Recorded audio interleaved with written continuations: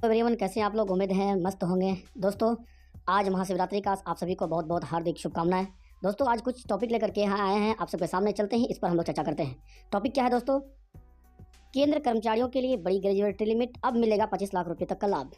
तो क्या है ये 25 लाख, क्या है ग्रेजुएटी, हम लोग इस पर चर्चा करते हैं। सबसे पहले आप लोगों को ये बता देते हैं कि आखिर ये होता है क्या है, ग्रेजुएटी क्या होता है। ये आप ग्रेजुएटी देख रहे हैं, ये आखिर क्या होता है।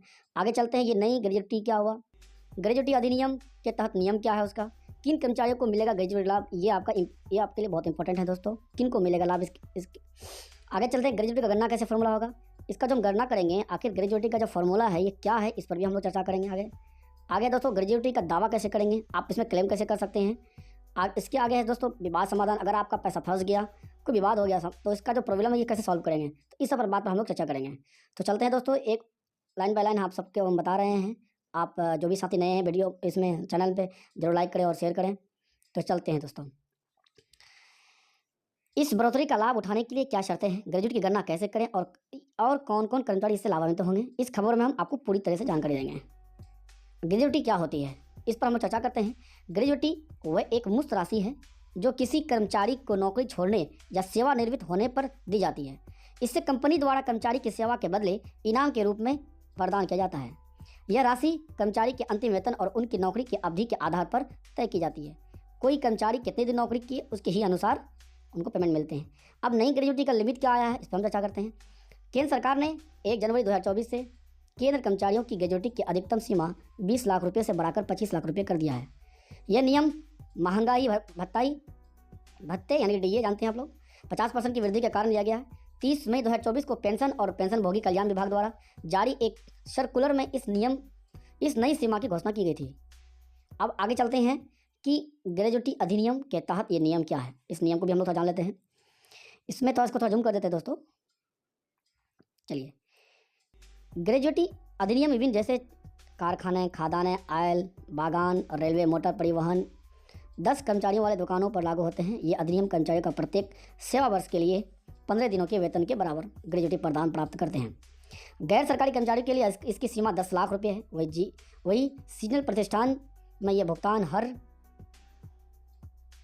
सीजन के 7 दिनों के मजदूरी के आधार पर होता है। अब हम लोग इस पर चर्चा करते हैं कि किन कर्मचारियों को मिलेगा ग्रेजुएटी का लाभ। तो ग्रेजुएटी का जो है के तहत अधिनियम के तहत कर्मचारी को निम्नलिखित परिस्थितियों में ग्रेजुएटी दी जाती है। जैसे लगातार 5 वर्षों की सेवा के बाद इस्तीफा देने पर। बहुत सारे ऐसे आदमी को ये पता नहीं है कि हम जब इस्तीफा देते हैं उसके बाद भी हमको ग्रेजुएटी मिलता है, लेकिन मिलता है दोस्तों, ये जान लीजिए आप लोग।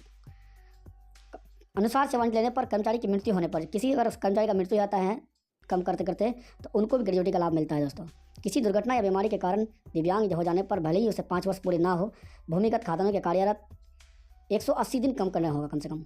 यहाँ लिखा हुआ है दोस्तों, देख सकते हैं आप। कर्मचारी यदि 4 वर्ष 190 दिन काम कर लें, अन्य संगठनों में कार्यरत कर्मचारी यदि 4 वर्ष 240 दिन यानी कि 4 वर्ष 8 महीने तक लगातार काम कर ले, तो उसको भी ग्रेजुएटी का लाभ मिलेगा। तो दोस्तों आगे चलते हैं, आगे क्या है, अब इसका फॉर्मूला हम कैसे निकालेंगे इसका। तो देखिए दोस्तों, ग्रेजुएटी की जो गणना है निम्नलिखित फॉर्मूले से की जाती है। अब आपको यह टॉपिक बता रहे हैं, जैसे देखिए, अंतिम वेतन, आपका जो नौकरी आप कर रहे हैं, आपका जो अंतिम वेतन क्या है, जो महीना लास्ट पेमेंट मिल रहा है आपको रिटायरमेंट वक्त, आपको उसमें सैलरी कितना था, नौकरी के कुल वर्ष, आपने कितने दिन तक नौकरी किए। मान लीजिए जिस समय आप रिटायर कर रहे हैं उस समय आपका 1 लाख रुपये महीना है, गुना 1 लाख होगा, गुना आप कितने वर्ष नौकरी किए। अगर मान लीजिए आपने 26 वर्ष किए तो गुना 26 करने के बाद फिर गुना करना पड़ेगा 15/26 यानी कि 15/26। अंतिम वेतन में बेसिक सैलरी, महंगाई भत्ता और कमीशन शामिल होते हैं।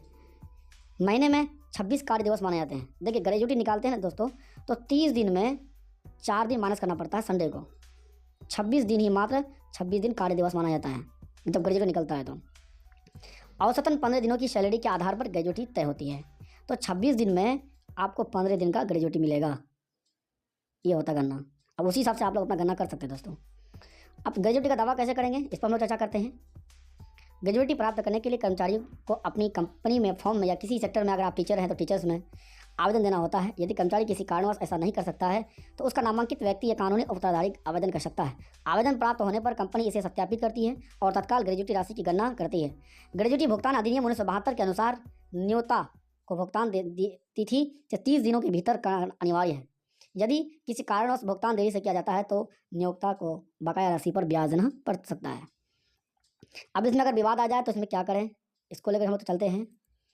यदि किसी कर्मचारी को ग्रेजुएटी राशि को लेकर कोई विवाद होता है तो वह निम्नलिखित क्षेत्र की गवर्निंग बॉडी में फॉर्म एन के माध्यम से आवेदन कर सकते हैं। मामले का निपटारा नियमानुसार किया जाएगा। तो आप लोग दोस्तों देख ही लिए होंगे कि ग्रेजुएटी कैसे निकाला जाता है, यही फॉर्मूला है। इस फॉर्मूले को आप लोग अच्छे से चाहे तो आप स्क्रीनशॉट ले लीजिए। इसके हिसाब से आप लोग अपना अपना ग्रेजुएटी निकाल सकते हैं कि रिटायर वर्क करने के वक्त हमको कितने पेमेंट मिलेंगे, आप लोग निकाल सकते हैं। ध्यान दीजिएगा, जब आप मल्टीप्लिकेशन कीजिएगा तो ये अंतिम वेतन एक अनुमानित जोड़ लीजिएगा। आपका जो अंतिम वेतन होगा अनुमानित जोड़ लीजिएगा। नौकरी कितने वर्ष कर रहे हैं वो भी आप जोड़ लीजिएगा, दोनों गुणा कर दीजिएगा। उसके फिर गुना 15/26। क्यों 15/26? क्योंकि कार्य दिवस 26 दिन ही मानते हैं। 30 दिन में 4 दिन छुट्टी करके और 15 दिन का ग्रेजुएटी मिलता है। उसी हिसाब से अपना आराम से दोस्तों ग्रेजुएट निकाल सकते हैं कि आपको 25 लाख मिल रहा है या 40 लाख मिल रहा है या 50 लाख मिल रहा है। अब रिटायर के बाद कितना मिल रहा है या आप अपना निकाल सकते हैं। दोस्तों अगर आपको समझ में आ गया है दोस्तों, कमेंट में आप लोग जरूर बताइएगा, वीडियो को लाइक जरूर कीजिएगा और दोस्तों को ये जानकारी जरूर शेयर कर दीजिएगा।